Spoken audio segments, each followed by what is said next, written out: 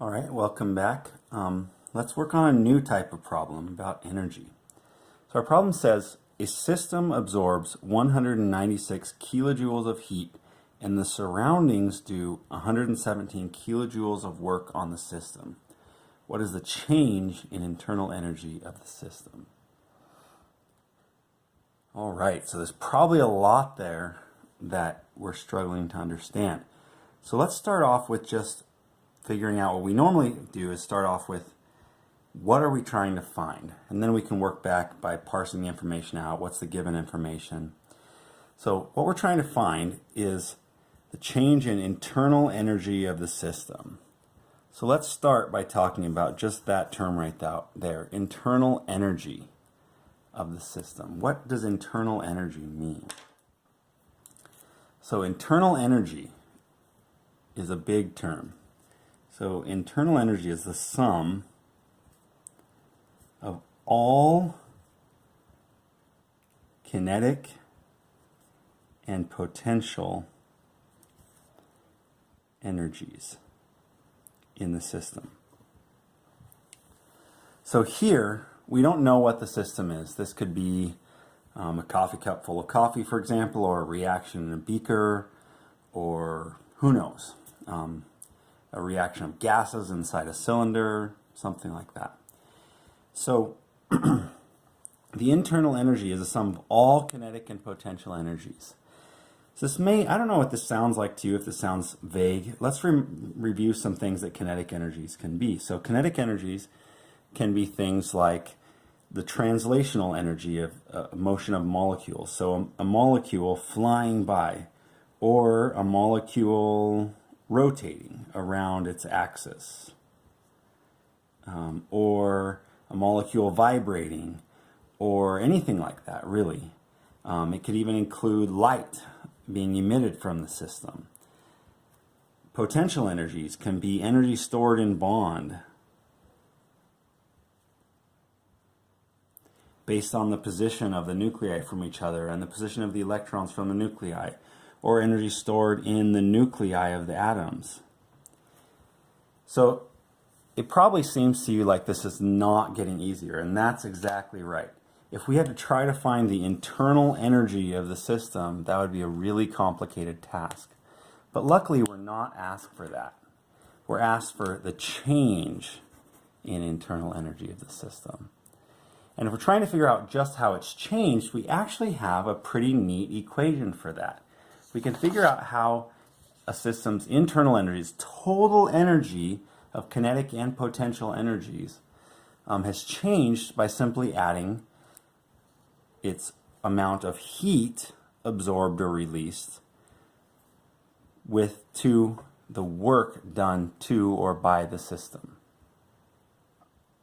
It's the amount of heat absorbed or released by the system and the amount of work done to or by the system. All right, so then we're getting a little bit closer. We've got a neat little equation. We can calculate a change, a delta, a change in internal energy of this system by adding the heat and the work. Okay, but now we have to go one little step further. Well, what are heat and work? So let's break down work first. So work is actually probably what you're imagining right now. When you think of work, what do you think of?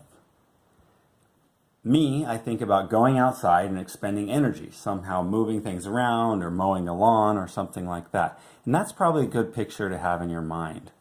Work in chemistry is we really only have to care about one kind of work.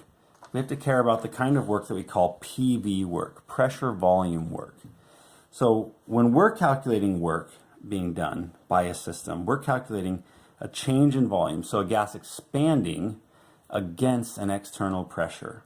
The easiest way to imagine this is, say, a balloon. Imagine that balloon expanding out as it gets blown up or as it gets heated or something like that, and getting larger and pushing out against an external atmospheric pressure or something like that. Another way, which is probably even more common because it's very controlled, is a piston. So think of the reaction in a car where we squirt gasoline in a piston. There's gasoline in here, and the piston expands a reaction happens, a combustion reaction, and the piston expands and pushes out to here, opening up the chamber wider. That's work done by the chemical reaction in this system. So the way we calculate that is by calculating the negative of the external pressure times the change in volume. So when gas expand, we calculate the amount of work done by that gas by calculating the negative external pressure that it was pushing against times the change in volume. Let's do a problem really quickly to figure this out. So here we have it. We have the average human lung expands by about 0.50 liters during each breath. If this expansion occurs against an external pressure of 1 atmosphere, how much work in joules is done during the expansion? So we know the equation for this. We were just looking at it.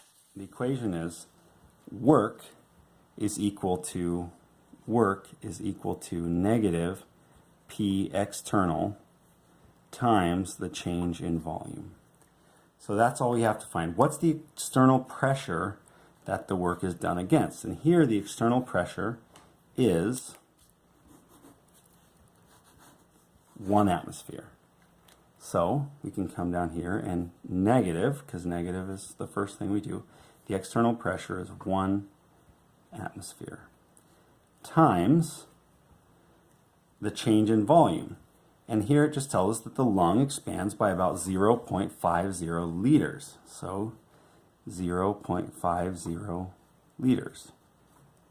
And that's it. We've calculated the work.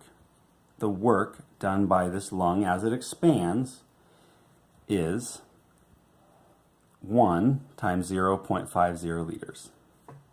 Negative 0.50 liters times atmospheres.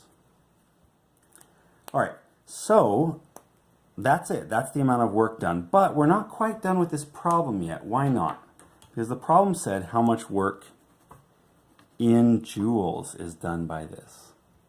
Well, luckily, this is an energy unit. Liters times atmospheres is an energy unit, but it's not the energy unit that we wanted.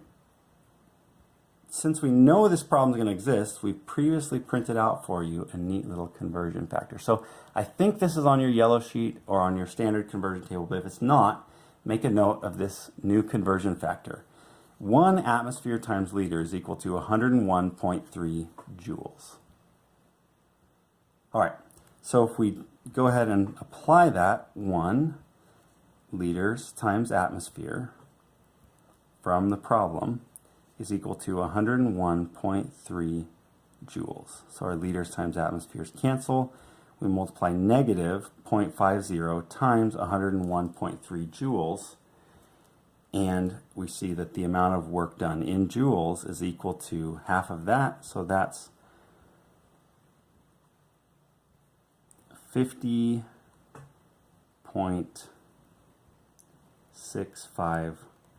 joules. And we're good only to 2 sig figs, so 51 joules of work is done by that. So the negative sign, remember, signs here just mean whether it was done by the system or on the system. So a negative system means the lung expanded and did that work on the surroundings. So that was energy transferred from the lung to the surroundings as it expanded. So that's a calculation for work. The kind of work that we're interested in, which is expanding gas pressure times external volume. All right, so let's go back now to our change in internal energy. We've just talked about the kind of work that might be happening on a system or done by a system. Now let's talk about heat. So the relationship between heat energy and temperature. So heat is thermal energy. It's energy transferred in by increasing the molecular motion in a system, or transferred out by decreasing the molecular motion in a system. So when a system absorbs heat, its temperature does increase because that's a direct relationship with molecular motion and temperature. And we have this equation, or these two equations, to relate them. Q equals mc delta T, or Q equals C delta T. So you can see that they look very similar. in this equation, this constant C, this capital C, simply lumps together the mass and the specific heat capacity in this equation. So we'll use this equation when we have one substance that we have a variable amount of, like you can have more or less water, or more or less sand, or more or less gold. And we'll use this equation when we have a specific object that we're talking about. Like, specifically we care about it when we talk about a bomb calorimeter. It's a specific device used for measuring heat absorbed or released. Or if you were talking about a specific device, like any device, this pen can have its own heat capacity C. A specific object has a heat capacity C. Whereas paper in general has a specific heat capacity because you can have more mass or less mass of the paper.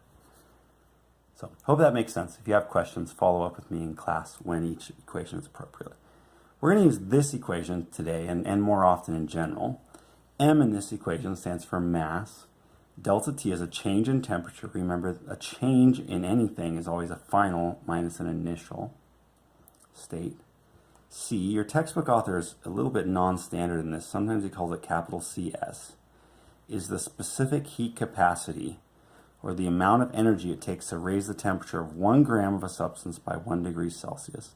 So it's a proportionality constant between a change in temperature and a heat.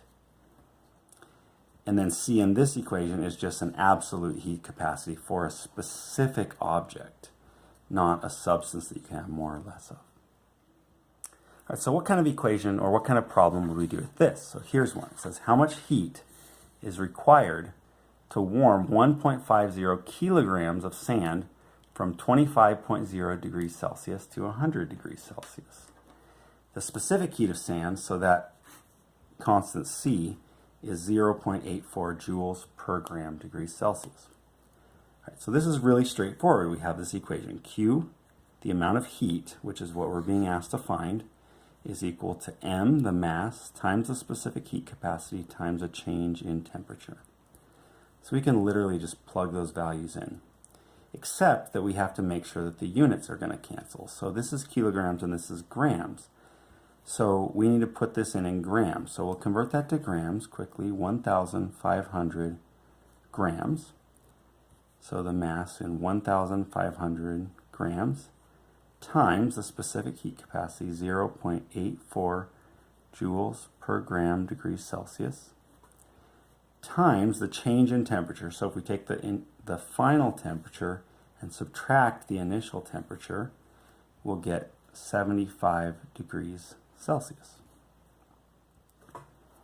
Now we'll check our units to make sure that they're all going to cancel. Our grams cancel with our grams, our degrees Celsius cancel with our degrees Celsius, and we're left with the final unit of joules. Plug that all into your calculator and you'll get 94,500 joules, or if you want to convert to kilojoules and round to 2 sig figs because of this answer, it'd be 95 kilojoules as your final answer. So that's the amount of heat. And that's how you use this equation to find the relationship between a change in temperature and a heat absorbed or released for a specific substance. So this specific substance is sand. We can have more or less of it. This is how much sand we had. Now notice this is positive. So in contrast to the last one, this one was gaining heat because the sand was warming up. If the temperature went down, it would have been losing heat and we would have had a negative sign.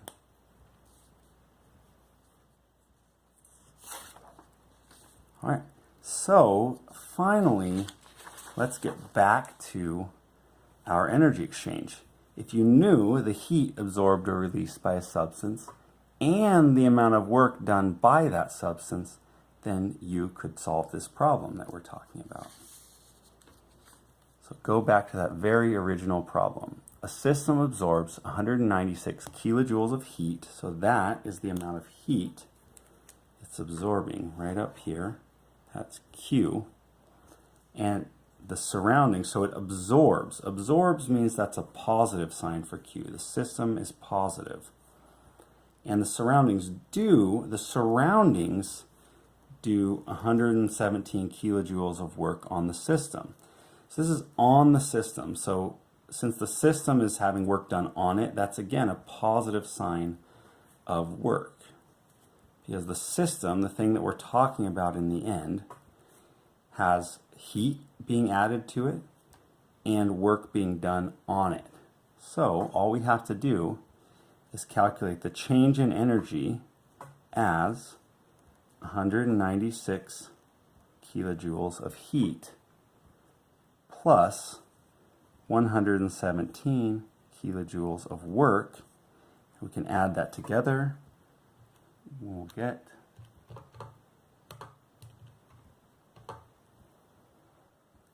313 kilojoules for the change in the internal energy of this particular system. All right, so this has been your discussion of a change in internal energy and heat and work.